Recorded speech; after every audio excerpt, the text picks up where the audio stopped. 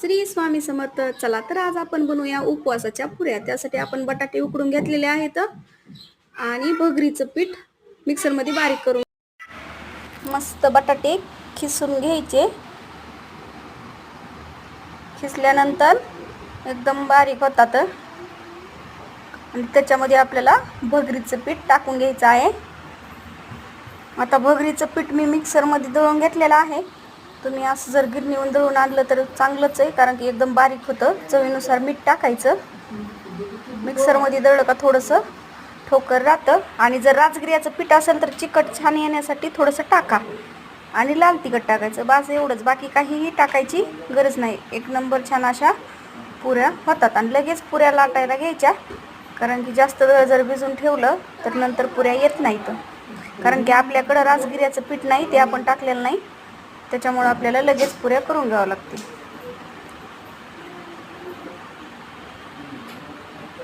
मस्त आता कढईमध्ये आपण तेल गरम करायला टाकून घेऊ. तर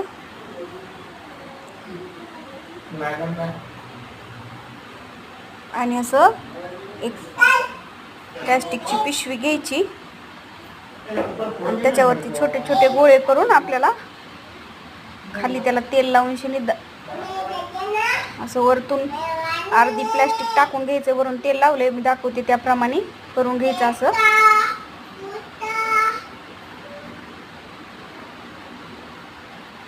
छान असं पांगून घ्यायचं मस्त एकसारखं. जर लाटाय गेलं तर अजिबात लाटत नाही ते.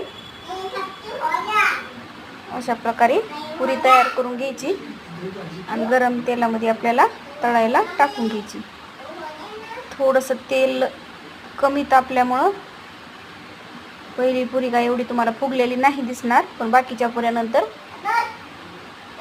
छान फुगतील, कारण की तेल थोडंसं कमी गरम राहिलं माझ्याकडून. छान कडकडीत गरम होऊन द्यायचं. बघा थोडीशी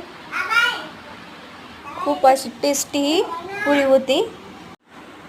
मस्त बघा छान अशी फुगलेली आहे. आता दुसरी आपण त्याचप्रमाणे तळून घेऊ. तर बघा कशी टम्म अशी पुरी फुगलेली आहे. नक्कीच तुम्ही अशा प्रकारे ट्राय करा. आणि आपल्या चॅनलवरती नवीन असाल तर नक्कीच चॅनलला सबस्क्राईब करा. आपलं चॅनल नवीन असल्यामुळे तुमच्या सगळ्यांच्या सपोर्टची आपल्याला गरज आहे. असेच आपले नवनवीन रेसिपी येणार आहेत. दही आणि मस्त पुरी एक नंबर. धन्यवाद.